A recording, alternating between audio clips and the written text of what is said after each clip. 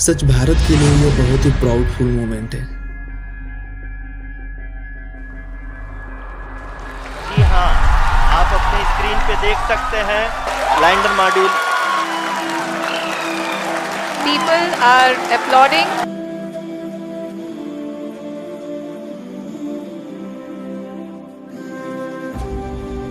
आदरणीय प्रधानमंत्री जी, sir, we have achieved soft landing on the moon.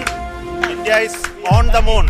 23 अगस्त 2023 को फाइनली इंडिया मून के साउथ पोल पर सॉफ्ट लैंडिंग करने वाली पहली और यूएसए, रशिया, चाइना के बाद सॉफ्ट लैंडिंग करने वाली चौथी कंट्री बन चुकी है। इसरो के इस सक्सेस को देखकर इसमें इन्वेस्टमेंट कई गुना बढ़ गया है। जहां 4 साल पहले सिर्फ 10 इंडियन स्पेस स्टार्टअप इसरो के इस मिशन में इन्वेस्ट कर रहे थे, वहीं यह आंकड़ा 140 तक जा चुका है। बड़े बड़े कंट्री लाइक जापान और यूके भी इसरो के साथ कोलैबोरेट करने के लिए तैयार हो चुका है। चंद्रयान 3 का मून पर लैंड होने के बाद 14 दिनों के लिए या फिर 1 लूनर डे के लिए मिशन चलेगा। 1 लूनर डे करीब धरती के 1 महीने जितना होता है, मतलब 2 हफ्ते का दिन और 2 हफ्ते का रात समझ लो।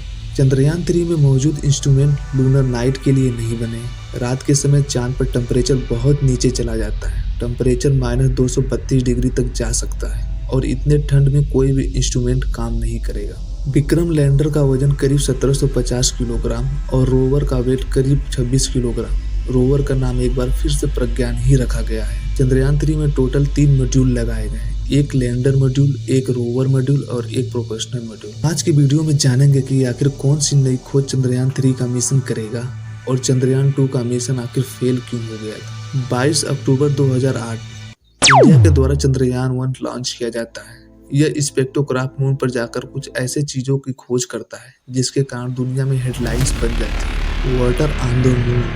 चंद्रयान 1 पहली बार ठोस सबूत लाता है कि चांद पर पानी है। चंद्रयान 1 एक इम्पैक्ट मिशन था जो स्पेक्ट्रोक्राफ्ट से अलग होकर चांद पर जाकर क्रॉस लैंडिंग करता है। इसे मून इम्पैक्ट प्रोब भी कहा जाता है। चंद्रयान 1 के मून इम्पैक्ट प्रोब में एक इंस्ट्रूमेंट लगाया गया था, चंद्राज अल्टीट्यूडनल कंपोजर एक्सप्लोरर इंस्ट्रूमेंट यानी चेस।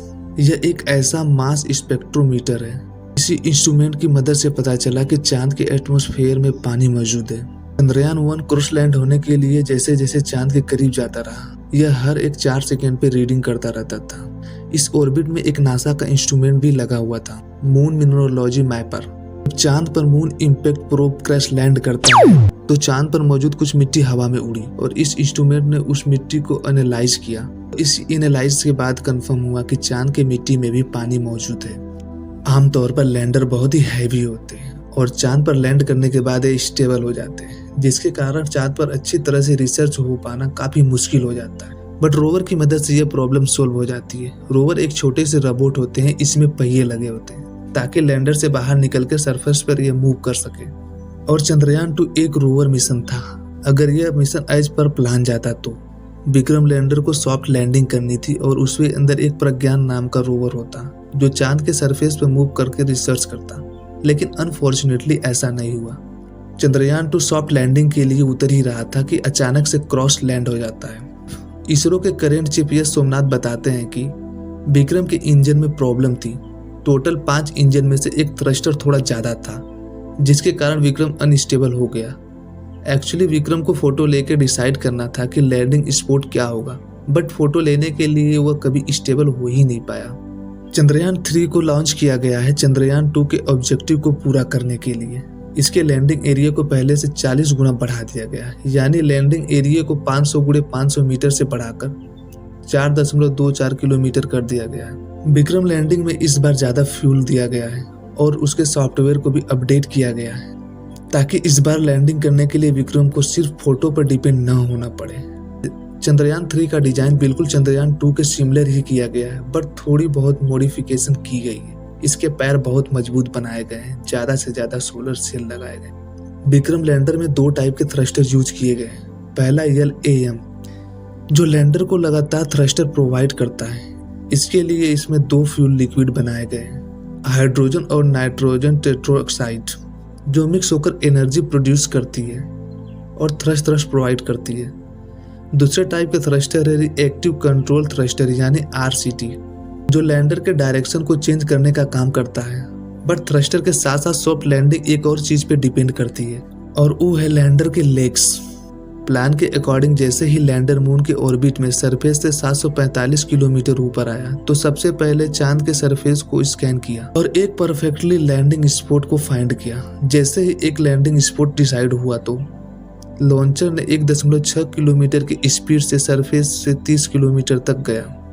यहाँ पर सभी इंजन इग्नाइट हुए, धीरे धीरे करके चांद के सरफेस की तरफ जाने लगा और इसी दौरान लैंडर के आरसीटी थ्रस्टर ने लैंडर को लैंडिंग स्पॉट पर लैंड करने के लिए सही डायरेक्शन में मोड़ा। चांद के सरफेस से 7.5 किलोमीटर की दूरी पर लैंडर के ऊपर लगे कैमराज और सेंसर ने इंश्योर किया कि सब ठीक है। जैसे ही सरफेस से 700 से 800 मीटर दूरी पर पहुंचता है तो लैंडर पर लगे कैमराज ने सरफेस की फोटो लेना शुरू कर दिया। इन सब एनालाइजेज के बाद लैंडर जब चांद के सरफेस से 150 मीटर ऊपर पहुंचा तो फिर से एक बार लैंडिंग स्पॉट की जांच पड़ताल की और अगले ही 73 सेकेंड में लैंडर चांद पर उतर जाता है। पूरा प्रोजेक्ट 3 पार्ट में है, प्रोपल्शन मॉड्यूल, विक्रम लैंडर और प्रज्ञान रोवर। इसमें जो इंस्ट्रूमेंट यूज हुए हैं उन्हें पेलोड कहते हैं। प्रोपल्शन मॉड्यूल में एक इंस्ट्रूमेंट लगा है शेप यानी स्पेक्ट्रोपोलराइड ऑफ हैबिटल प्लैनेट अर्थ। यह मून को नहीं बल्कि अर्थ को ऑब्जर्व करेगा।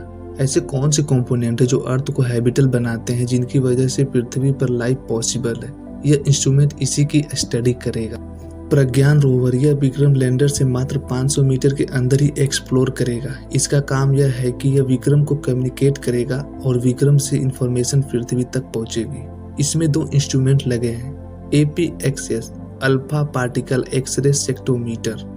इससे वहां के पत्थरों की स्टडी की जाएगी कि इसमें क्या क्या एलिमेंट्स पाए जाते हैं। और दूसरा इंस्ट्रूमेंट है LIBS laser induced breakdown spectrometer. यह वहां की मिट्टी की स्टडी करेगा, उसमें कौन कौन से मिनरल्स पाए जाते हैं। और लास्ट विक्रम लैंडर।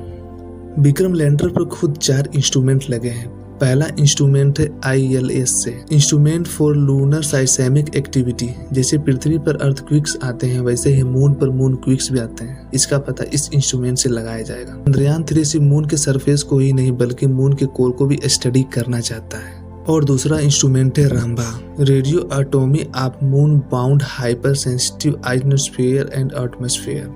आप सबको वातावरण यानी एटमॉस्फेयर के बारे में तो पता ही होगा, बट अर्थ के अराउंड मैग्नोस्फेयर भी होते हैं जो कि सूरज से आने वाले हार्मफुल रेडिएशन से बचाता है। चांद पर कोई मैग्नोस्फेयर नहीं होता है, तो होता यह है कि सूरज के चार्ल्स पार्टिकल मून पर डायरेक्टली पहुंचता है। तीसरा instrument चास्टी Chandra's surface thermophysical experiment. अगर हमें चांद पर ह्यूमन कॉलोनी बनानी हो तो उस पे ह्यूमन को भेजना पड़ेगा, वहाँ पर अलग अलग स्ट्रक्चर्स और बिल्डिंग भी बनानी पड़ेंगी, वहाँ के टेम्परेचर को कंट्रोल करना पड़ेगा क्योंकि मून के सरफेस का टेम्परेचर बहुत ज़्यादा फ्लक्चुएट है। दिन के टाइम पे वहाँ का टेम्परेचर बहुत हाई होता है और रात के टाइम पे वहाँ का टेम्परेचर बहुत नीचे चला जाता है। और चास्टी डिवाइस की मदद से टेम्परेचर की स्टडी की जाएगी। और चौथा LRA लेजर रिफ्लेक्टोमीटर एरी। यह इंस्ट्रूमेंट नासा का है। इसकी मदद से चांद और पृथ्वी के बीच की डिस्टेंस को एक्यूरेट मेजर किया जाएगा, जिससे फ्यूचर मिशन के लिए बेटर कैलकुलेशन करने में हेल्प होगी।